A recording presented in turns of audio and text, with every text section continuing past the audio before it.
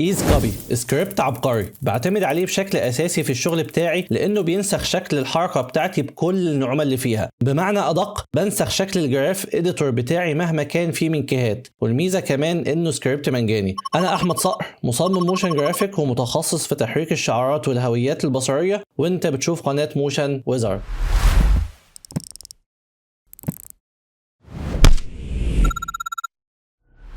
اول حاجه هتدخل على اللينك اللي انا سايبه لك تحت الفيديو، هتلاقي فيه السكريبت موجود بدل ما تدور عليه وتحمله بنفسك، او لو حابب تحمله من الموقع الرسمي AE Scripts. كده هو سكريبت مجاني. بعد كده بتاخده كوبي وتدخل في السي بروجرام فايلز، ادوبي افتر افكت 2025. بعد كده تخش على السبورت فايلز، بعد كده ننزل هنا عند سكريبتس، بعد كده سكريبت يو اي بانلز، بعد كده تدوس كنترول في وتحطه هنا. طبعا هو موجود عندي فمش هحطه تاني. بعد كده تفتح الافتر افكت وتخش على قائمه ويندو وتفضل تنزل هنا لحد ما توصل انك تلاقيه، تدوس عليه هيتفتح لك بالشكل ده في اي مكان. انا عندي هو مكانه هنا فاتفتح هنا على طول. طيب بسرعه كده وعشان ما نطولش في الفيديو، السكريبت ده بيعمل ايه بالظبط؟ السكريبت ده بينسخ لي نعومه الحركه. يعني ايه؟ يعني لو جينا على الفيديو اللي فات اللي احنا شرحنا فيه لوجو بنيان وجينا عند الاول عشان خاطر نشوف الحركه بتاعتنا، هنلاقي ان المفروض النقطه دي والنقطه دي يكونوا ماشيين مع بعض. طيب هما ليه مش ماشيين مع بعض؟ عشان انا لغيت بس الايزنج بتاع ده، لان الطبيعي ان وانا شغال اظبط حركه واحد واحد الاول. فدلوقتي لو مسكنا النقطه دي وعلمنا على الكيهات كلها بالشكل ده وفتحنا الجراف اديتور من هنا، هنلاقي ان انا ظبطت الحركه بالشكل ده. يعني نشغل كده ونشوف.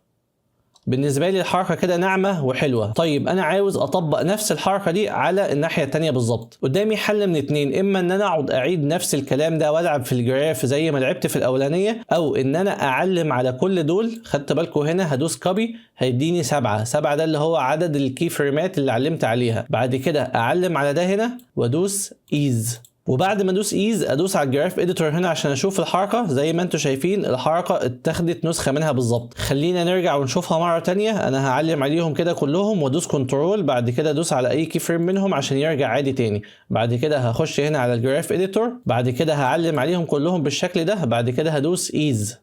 لو خدتوا بالكم نفس اللي حصل من شويه، ان انا نسخت شكل الجراف بالظبط عشان خاطر يبقوا ماشيين مع بعض بالشكل ده. زي ما قلنا الموضوع ده انا بحتاجه كتير جدا جدا جدا، لان انا دايما لما بعمل حركه معينه ببقى عاوز بقيه الشكل بتاعي وبقيه المشهد بتاعي، وساعات لو شغال على فيديو طويل اصلا ببقى عاوز بقيه الفيديو كله يمشي بنفس الايزنج وبنفس النعومه. والميزه كمان في البلجن ده انه زي ما قلنا ممكن ينسخ اي عدد من الكيهات. يعني لو عندي 3 4 5 10 هقدر بمنتهى السهوله ان انا انسخ اللي عملته في واحد للتاني. وبس كده يا اصدقائي، الفيديو ده صغير ولطيف لكن السكريبت ده مهم جدا جدا جدا. وقولوا لي لو حابين ان انا اتكلم عن سكريبتات تانية وبلجنز تانية بتسهل معانا الحركه، اكتبوا لي في الكومنتات تحت. لو الفيديو مفيد ليك يا صديقي يعني هكون شاكر جدا لو شاركته مع اي حد. اشوفكم في فيديو جديد ان شاء الله. سلام يا اصدقاء.